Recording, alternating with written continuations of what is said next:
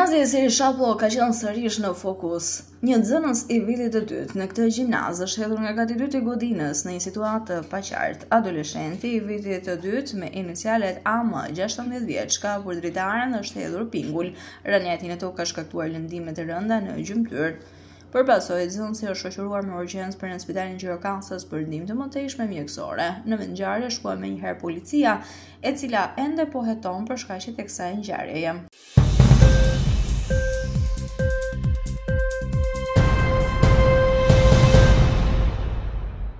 Edhe pse nuk ka studime të viteve të fundit në Shqipëri, rreth 5% e fëmijëve në vend janë të prekur nga sëmundja e astmës, gjë e cila sipas specialistëve ka patur një trend rritës përgjatë këtyre ditëve. Tek fëmijët, për fat të mirë, prevalenca e astmës është akoma më e ulët, pra rreth 5% e popullatës rezulton te fëmijët në mosha pediatrike bazuar në të dhënat shkencore. Disa nga faktorët ndikues në këtë problem shëndetësor janë stili i jetesës, por edhe mungesa e aktiviteteve në natyrë nënvizojnë mjekët.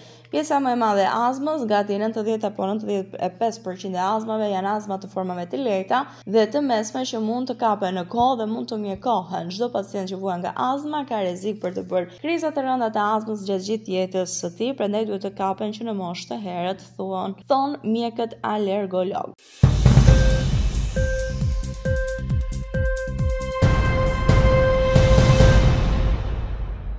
Kursi i këmbimit ka dhënë një seri efektesh zinxhiri në ekonominë e vendit, që nga rënja e eksportave, falimentet e prodhuesve dhe rritja e importeve në sasi. Në 2024 u importuan 6.2 milion ton mallra me rritje rreth 14% në krahasim me vitin 2023. Ministria e Financave për llogaritë se efektet negative të kursit të këmbimit mbi të ardhurat doganore vitin e kaluar ishin 17 miliard lekë ose thon ndryshe 170 milion euro. Mirpo, rënja e euros ka patur një ndikim pozitiv indirekt në të ardhurat e doganave, pasi çmime më të lira kanë rritur importet në sasi. Rënja e euros i ka bërë importet e mallrave më të lira, duke qenë se TVSH-ja dhe tarifat e tjera vilen në përqindje të çmimeve. Për vitin 2024, importi teksuar në peshë është rritur me 16%, kurse kursi mesatar i këmbimit në vitin 2023 ishte 102.8 lekë, ndërsa vitin e kaluar me rreth 100.7. Edhe euro ka sjellë ndikimin tek eksportet, por edhe importet në vendin tonë.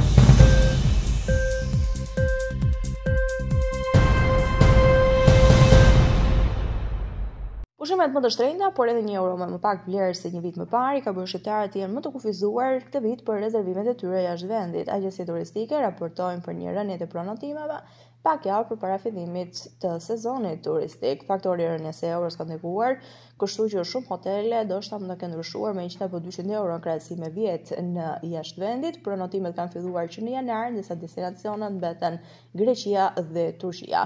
Përballë paketave të shtrenjta, shqiptarët kanë ndryshuar standardin e pushimeve të tyre, ku ka dhe opsione ekonomike që ofrojnë mëngjes dhe darkë, paketa që janë all inclusive, kështu kanë dhe kosto më të ulta, sikurse mbetet Greqia dhe Turqia si destinacione, por edhe Italia po preferohet për shkak të fluturimeve low cost. Fluturimet low cost, por edhe linjat direkte po kthejnë opsione më të pëlqyera për pushimet e shqiptarëve jashtë vendit.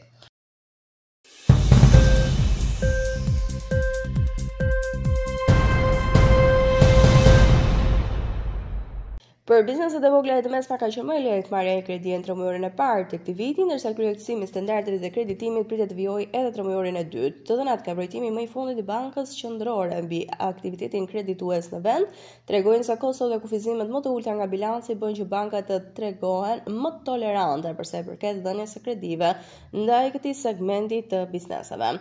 Kushtet e termit të kredisë, i cili referohen kushteve dhe afatet e kredisë së miratuar, sikurse përcaktohet në kontratën e Huas, mbi të cilat është rënë dakord midis bankës dhe Huamarsit, që variojnë nga profili i secilit Huamaris, mund të ndryshojnë nga standardet e kredisë. Megjithatë, sa i kërkesat të lartë është përgjigjur një shkallë më e ulët e miratimit të kredive nga bankat, faktorët që ndikuan në rritjen e refuzimeve për kredi të bizneseve ishin historiku nga regjistrimi i kredisë, të ardhurat disponueshme dhe pasyrat financiare të bizneseve.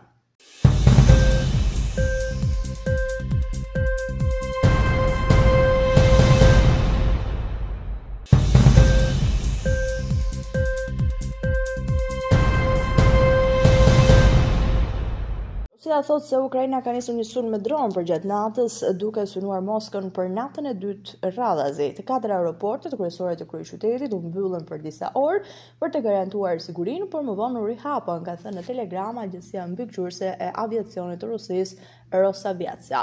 Kryebashkiaku i Moskës, Sergej Sobjan, tha në media sociale se të paktën 19 dronë ukrainas ishin shkatruar para se të arrinin në qytet nga drejtime të ndryshme.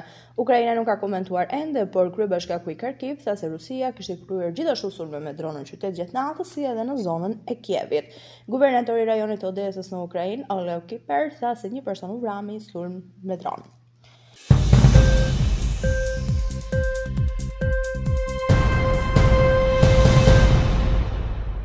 Presidenti i SBA-s Donald Trump e quajti turp për rritjen e tensioneve midis Indisë dhe Pakistanit, është për të ardhur keq, ka thënë ai, sapo dëgjuam për këtë ndërsa kalonin nëpër dyert e ovalit. Mendoi se njerëzit e dinin se diçka do të ndodhte bazuar pak nga e kaluara. Ai tha se ata kanë luftuar për një kohë të gjatë, shpresoi vetëm të përfundojë sa më shpejt. Komentet e presidentit erdhën gjatë ceremonisë së vitimit të Steve Witkoff, i dërguari special i SBA-s në lindjen e mesme.